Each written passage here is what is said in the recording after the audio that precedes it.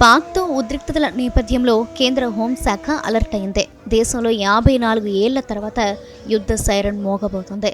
రేపు దేశవ్యాప్తంగా సివిల్ మాక్ డ్రిల్స్ నిర్వహించాలని కేంద్రం ఆదేశించడంతో అందుకు తగ్గ ఏర్పాట్లు జరుగుతున్నాయి. చాలా చోట్ల సిబ్బంది రిహార్సల్స్ చేస్తున్నారు. యుద్ధం వస్తే ఎలా వ్యవహరించాలని అనే దానిపై అవగాహన పెంచుకుంటున్నారు. మంటలు ఎలా ఆర్పాలి, గాయపడిన వారిని ఎలా తరలించాలి, ఎలాంటి ప్రథమ చికిత్స అందించాలి అనేవి ఈ రిహార్సల్స్లో చేపట్టారు. 1971 పాక్ యుద్ధం సమయంలో దేశవ్యాప్తంగా ఇలాంటి మాక్ డ్రిల్స్ నిర్వహించారు. ఇప్పుడు పహల్గామ్ ఘటన తర్వాత భారత్ పాక్ మధ్య చోటు చేసుకున్న ఉద్రిక్తతల నేపథ్యంలో ఇప్పుడు ఇవి చేపడుతున్నారు. ఉత్తరప్రదేశ్లోని అన్ని జిల్లాల్లో రేపు మాక్ డ్రిల్స్ నిర్వహించనున్నారు. బెంగాల్లో 23 జిల్లాల్లో 31 చోట్ల, మధ్యప్రదేశ్లో 5 చోట్ల, మహారాష్ట్రలో రత్నగిరి, సింధుదుర్గ్లో మాక్ డ్రిల్స్ నిర్వహించనున్నారు.